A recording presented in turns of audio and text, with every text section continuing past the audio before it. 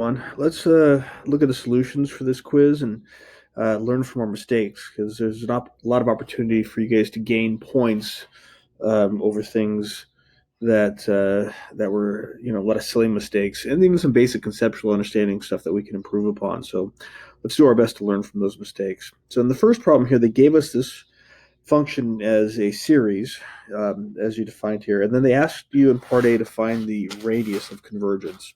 Now, of course, to find the radius of convergence, we're going to be looking to use the ratio test, or take the limit as it approaches infinity. One of the things they want to see you set up, you earn a point for setting up the ratio correctly for the ratio test. And so that's the first thing you want to do is at least get the ratio correct. And even without the limit of the absolute value, they say that comes into the next step.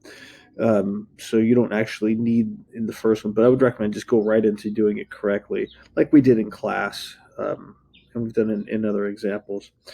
So in class, it's funny because we haven't really been in class much because of the virus. But anyways, so I'm going to go into this form of the expression. And then, of course, we're going to do some algebra here. This is going to cancel, leaving a 5. There are some of you who somehow left an n still in the expression in some form for 5. Remember, so just to do a little bit of this side algebra here, 5 to the n plus 1 over 5 to the n plus 2 is 5 to the power of n plus 1 minus n plus 2, which when you subtract becomes 5 to the negative 1, or 1 over 5. That's why there's a 5 left in the denominator here. So that's the algebra. I'm just going to erase it. You can go back and rewrite and pause it if you need to see it more slowly. Similarly, we're going to cross out these here, and when we subtract the exponents, n plus 1 minus n gives you just 1. So we're left with a single x, and it's in the numerator. And then we can't cancel anything from the n plus 2 over n plus 1, but that's okay. To take a look at some more algebra here.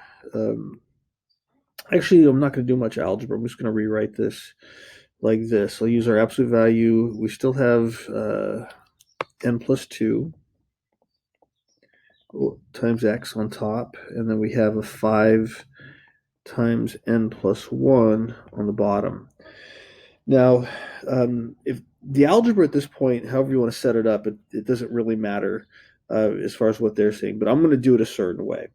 As n goes to infinity, x is unaffected by n, and the same with the 5. And so those are essentially constants as n goes to infinity. Now, 5 is positive, but x could be positive or negative, so I'm going to bring the absolute value symbols along. The n values are always positive, and so this becomes this expression here, and we have n plus 2 over n plus 1. I don't need absolute value, again, because the n values are positive. And so as n goes to infinity, we could divide by the highest power of n, or realize they have the same dominant term, so it's a ratio of the coefficients. And this works out to be the limit part of this is just going to go to 1. And so then we're left with our answer for the limit as the absolute value of quantity x over 5. Now, we're not done here. Okay, again, we're finding the radius of convergence. And so we're trying to find the values of x for which the series converges. And by the ratio test, the series converges when the answer to the limit is less than 1. So this is going to converge when this is less than 1. We still haven't answered the question yet. The radius of convergence is not 1, and if you stop here, you do not get the credit for the problem, the full credit for the problem that you deserve. But some of you did stop there. Okay, so there's a little bit more to do. What we need to do is we need to realize that we can rewrite this moving the 5 over through some algebra and get the absolute value of x is going to be less than 5. Okay, now here, this is our radius of convergence. Okay, so we have the answer to the question. So the radius of convergence is r equals 5. This is where a lot of you lost the last point. A lot of you got to this point but never stated the radius of convergence. They're not going to assume that you can look at this inequality right here whoa, why did it become a pentagon?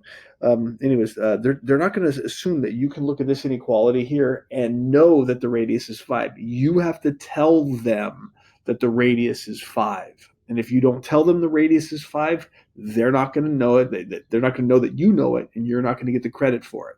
And it was hard for me in grading this to see you guys are right there. You just didn't communicate what the conclusion was, and so I couldn't give you the point. Okay. Now they're explicit. If you stop here and say the radius is 5, I shouldn't say they're explicit because I'm now doubting myself. But if you stop there, I believe that's incomplete. Okay. They want you to get to this step here in the box and then give the answer is the radius of convergence is 5. There were a handful of you who went on to try to test the endpoints. Don't test the endpoints here. Okay, they did not ask you for the interval of convergence. If they want the interval of convergence, then you have to test the endpoints to see whether or not you're going to include them. Whether or not you include them is irrelevant to the radius. The radius is still 5, whether or not the endpoints are included. So that's it. Some of you did a lot more work. That was a waste of time and unnecessary in this problem. Don't answer the imaginary question in your mind. Answer the question they ask you. So for part B, it says to use the first 3 terms in the power series for f to approximate the value of f of -2, and then use the alternating series error bound to show that f of -2 cannot equal -2/25. It's kind of nice that they tell you what you're using there so that you don't have to, waste too much mental energy trying to figure out, well, how am I going to show that last part? They tell you alternating series error bound. All right.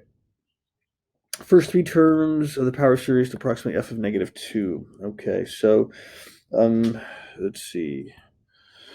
So f, I'm going to use a different color. F of -2 is going to be, now we've got to use the series up here, which means we're going to plug in 1, 2, and 3 for n into here and plug in -2 for x to do the approximation. So let me try to see if I can squeeze most of this on the screen here a little bit. All right, so if I plug in 1 for n, I'm going to get 2, and then I'm going to get -2 to the first power over 5 squared. There's our first term. And then plus, I'm going to plug in 2, so I'm going to get 3 times -2 squared over 5 cubed. And then plus, and I'm going to get 4 times -2 to the third power over 5 to the fourth. Now, on the AP exam, you do not have to simplify. You could stop right there, okay? In fact, they even recommend that students don't do too much simplifying because if you make a mistake, they will penalize you for it. So they often say just leave it unsimplified, and if it's correct, it's correct. I'm going to pause the video and do a little bit of arithmetic here so you don't have to watch me go through all that.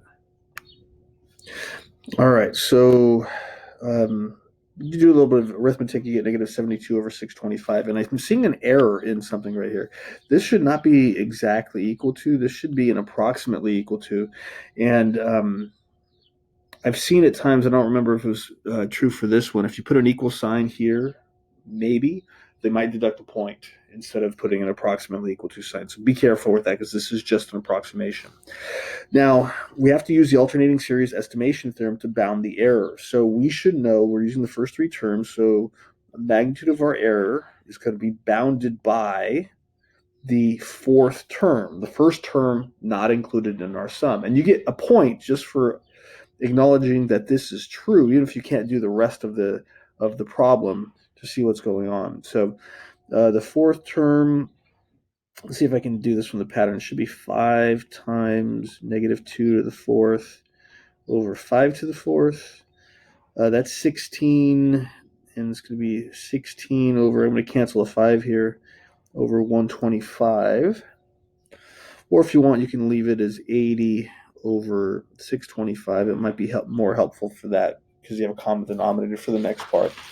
Now we have to show that the error is less than a certain amount, or I don't remember the second part of the question. Let me go find it.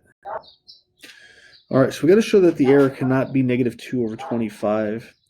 And I see another error here, so I'm being a little bit sloppy. This should be 5 to the 5th power. So that this should be 625 right here. And then, well, then I got a common denominator, so I don't need that. All right. So how do I figure that out? So remember that we did how do I want to say this here? Let me actually pause and think my thoughts through. If we go back to a demonstration for their alternating series estimation theorem, remember I put a number line up, and this was 0, and then I put like this was going to be S sub 1 terms with a partial sum, and that was also A sub 1, and then I went back this way some amount, which was not all the way, and this gave us S sub 2, and then this length here was A sub 2, and then we went back over here like this, and then this gave me S sub 3, and this was A sub 3.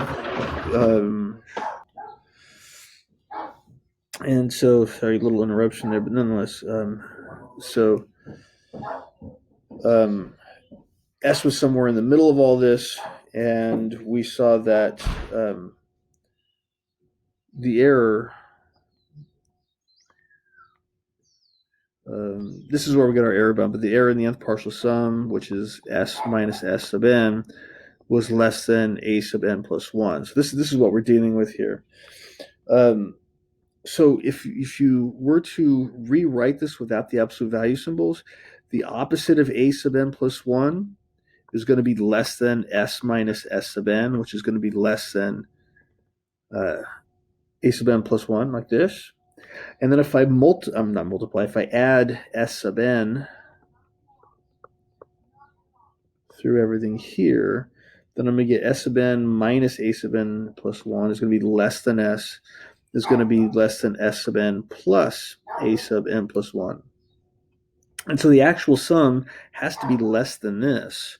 Well, our approximation was, let me go back and find it, negative 72 over 625, and then our bound was 16 over 625. And if I add those together, what do we get?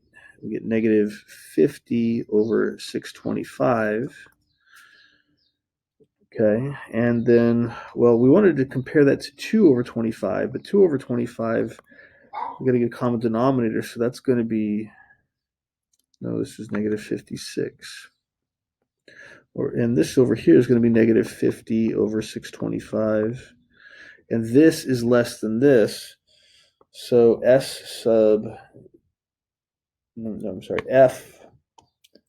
of negative 2 cannot equal negative 2 over 25. It's one of the more challenging questions, probably from this setup here. And if you don't quite get it, you can watch me fumble through it again by rewinding the video. It wasn't my best explanation. But, oh well, it is what it is. All right, so for part C, it says that g be the function g of 0 is equal to 3, and g prime of x is equal to f of x. Write the first 3 non-zero terms and the general term of the power series. All right, so first 3 non-zero terms and the general term. We practiced that a bunch, so we should be okay. And we know g of 0 is 3, and g prime of x is equal to f of x. All right, so if we think about the fundamental theorem, if I take the integral of g prime, definite integral from 0 to 3 of g prime of x dx, then that's going to be g of 3 minus g of 0. God, I'm so sloppy today, but oh well, we got to push through this. I want to go from 0 to x, or yeah, let's go 0 to x, and let's change this here to t and dt. This is going to be g of x minus g of 0, because I'm looking for g of x. So I'm looking for the first 3 non-zero terms. So g of x is going to be g of 0 plus the integral from 0 to x of g prime of t. But g prime is just f, so let's put that as f of t dt. All right, so g of 0 is 3, plus, and then we're going to have to integrate from 0 to x. All right, we need to get our terms from the earlier series here. So, sorry, I'm going to have to go back up here and find them. Our terms from the series. So,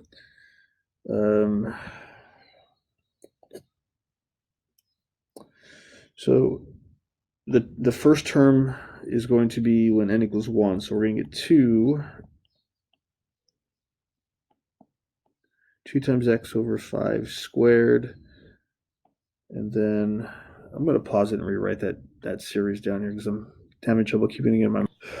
All right, so there's the series for f of x. So if I plug in 1, I'm going to get 2x to the n over 5 squared. I'm going to plug in 2. We're going to get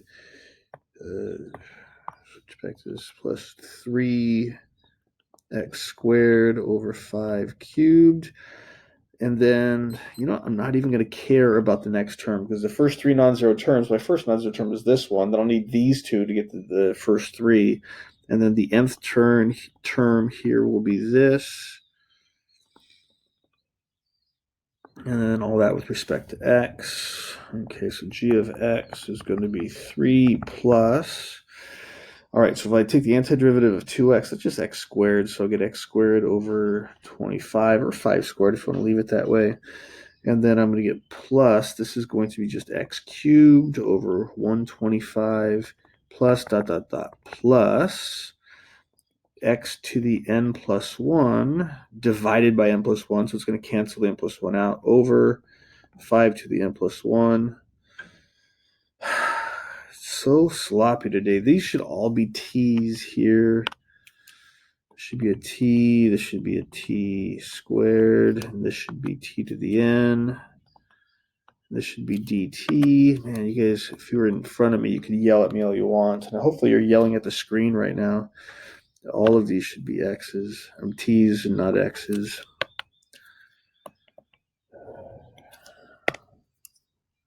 You can see I'm human too. And then from 0 to x. And then there should be a plus ... in here. Find all these little mistakes and yell at the screen.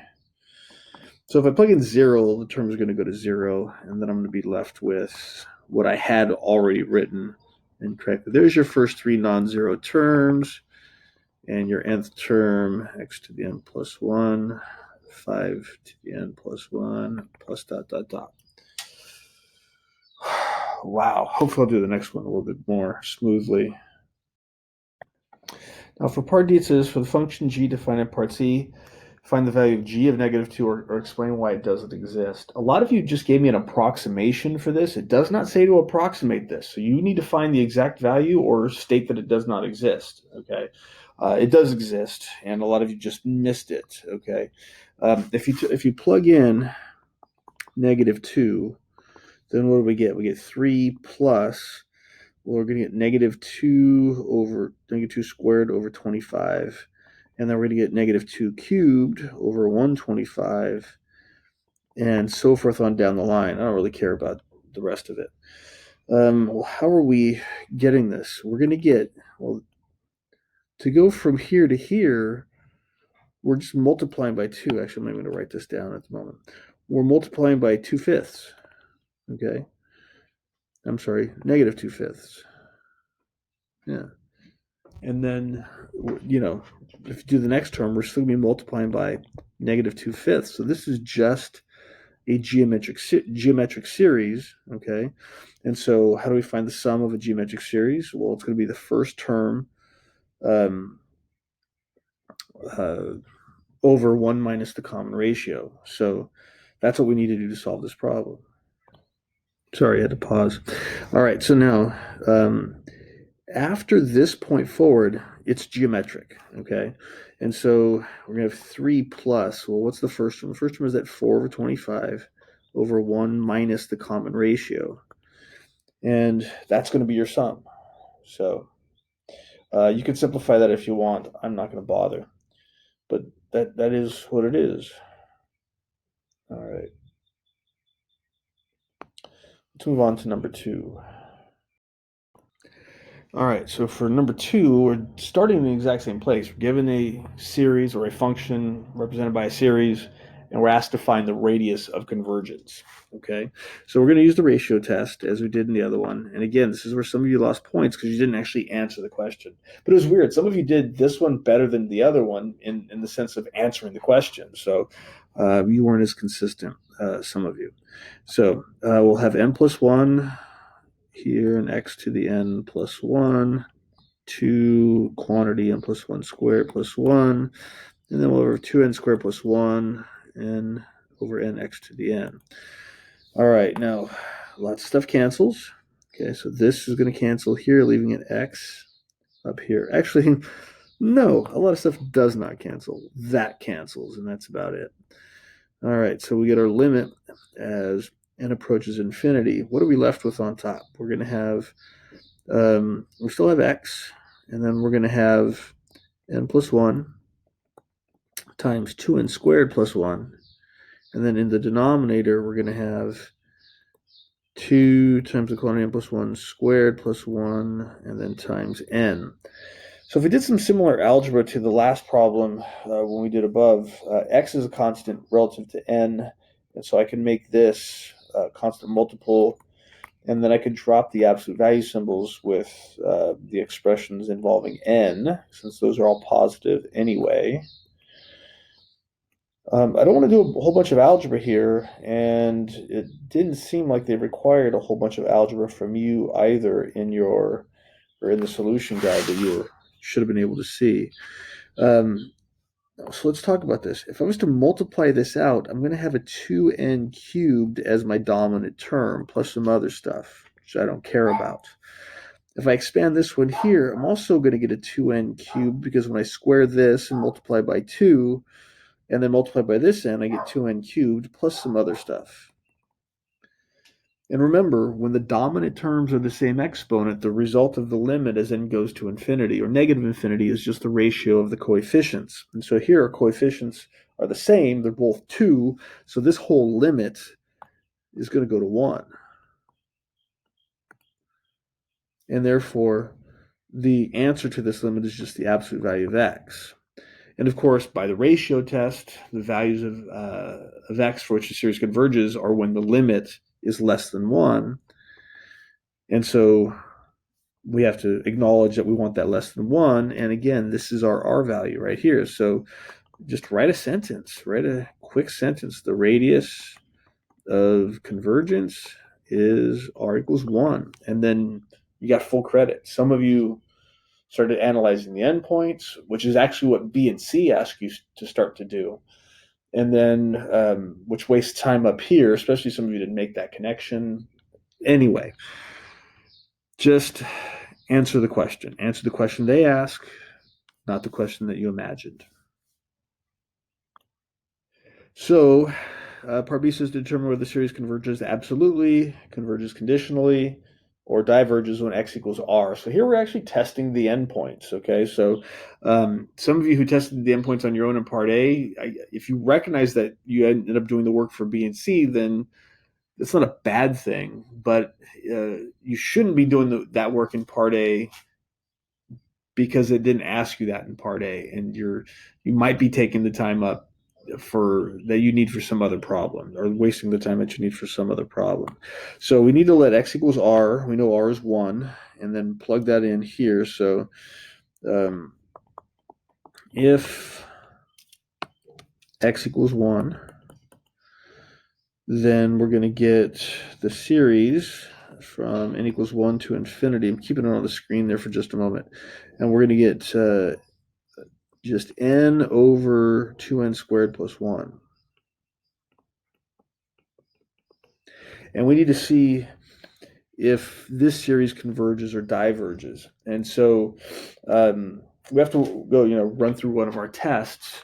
This one here is a positive term series. You may be able to use the integral test if you wanted to try it. I'm not going to, but I mean, it's a possibility. But this lends itself to one of the comparison tests rather quickly.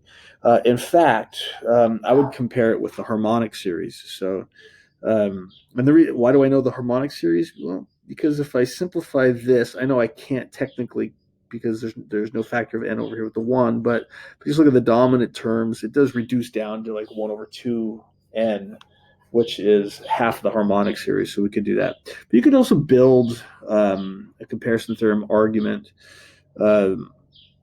if you wanted. But I'm going to do this. So take the limit as n approaches infinity, n over 2n squared plus 1 divided by 1 over n. And this becomes the limit as n approaches infinity. When we multiply by the reciprocal, we end up with n squared over 2n squared plus 1. And since the dominant terms are the same power, it's the ratio of the coefficients.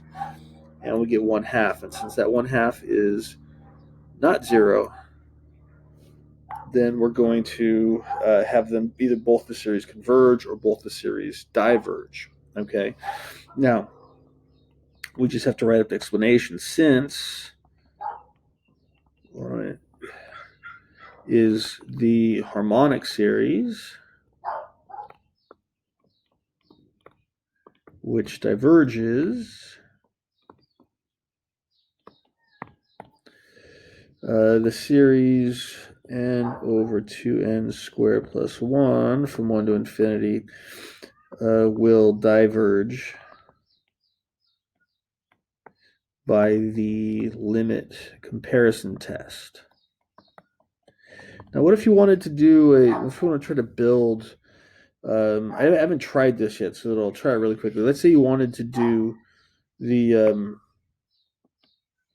basic comparison test. So you might have started with 2n squared is equal to 2n squared, and then 2n squared plus 1 is greater than or equal to 2n squared. So 1 over 2n squared plus 1 is going to be less than or equal to 1 over 2n squared. I think some of you got to this point here and then made some mistakes.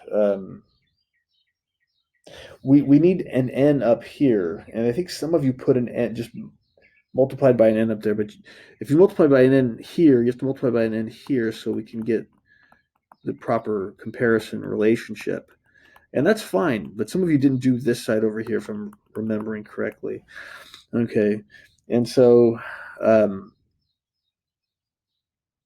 well, here's the problem. This is half of the harmonic series. It's still going to diverge, so a smaller series will converge or diverge. We don't know. It doesn't give us the right comparisons. The basic comparison test isn't working for us here, so it looks like the limit comparison test is what we're going to need, unless we find something else with which to compare it to.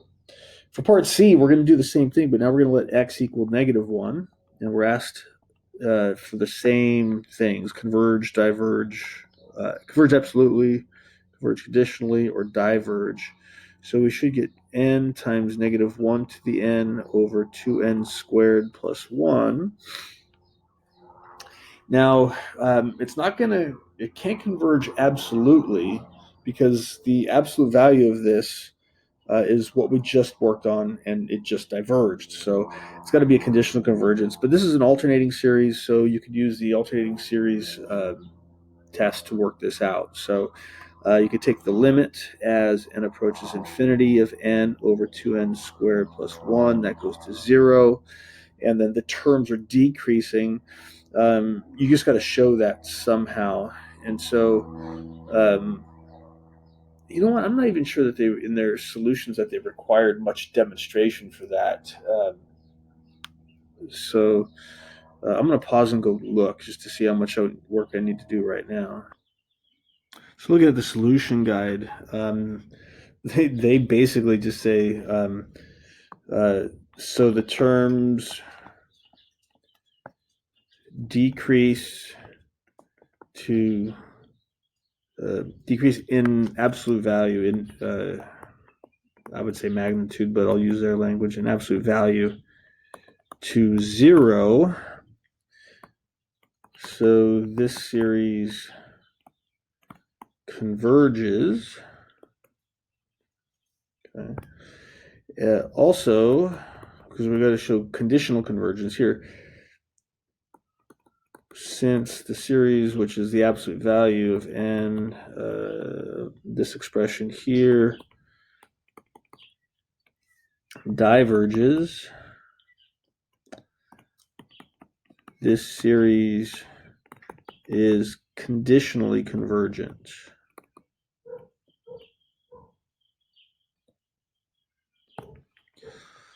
All right, or something like that. All right, one more question. There's a little bit of a clue also in part D. Notice that in part D it says that the first 10 terms of the Maclaurin series for f are used to approximate f of negative 1, show that this approximation differs from f of negative 1 by less than 1/10. If the series diverged in part C, then we couldn't do a legitimate approximation for f using the partial sum at some point where it diverges. So D tells you that C has to converge. No, not absolutely, obviously, but it just at least tells you it has to converge at least conditionally and maybe absolutely. Obviously, we've already answered the question. My point is that this tells you that the series is going to converge. Otherwise, you couldn't do this. Okay, so we have to recognize that the series is when we're dealing with negative 1 here is an alternating series. Okay, I'm trying to figure out where it is on my screen. It's right here. And so we have to recognize that we're going to use the alternating series estimation theorem. If we're going to add the first 10 terms together, then the error in the first 10 terms is going to be bounded by the 11th term. And the 11th term is going to be 11. Now, we ignore the negative sign here, and this is where a lot of you made the mistake. Remember, when we're dealing with a sub n or a sub n plus 1 or whatever, we deal with its magnitude. And a lot of you had a negative number here, which, of course, the negative numbers will be less than 1/10, and so you think you've answered the question, but you haven't, because it's got to be the magnitude, okay? So anyways, this is going to be 11 over 2 times 11 squared plus 1. Let's do a little mental math. That's 121, so that's 242 plus 1 is 243. And so since 11 over 243 is less than 1/10, you probably should do a little bit of arithmetic to show this. I mean, if you want to do the common denominator, this would be, we need an even number, or multiply by 10. Sorry. So if I multiply this by 10, I get 24, 30 over 110. And then multiply this to get a common denominator by 243. So this would be 24, 30, and 243 on top. That's clearly less than this. So that means the error in that approximation would be less than 1/10. So the approximation differs by less than 1/10. Yeah, so just double checking. So at this point, just write a sentence explaining that the alternating series estimation theorem gives us an error bound of this, which is less than this, which is this. And so, yes. All right. Excuse all my mistakes through all this, and I hope you learned something from it. Go study.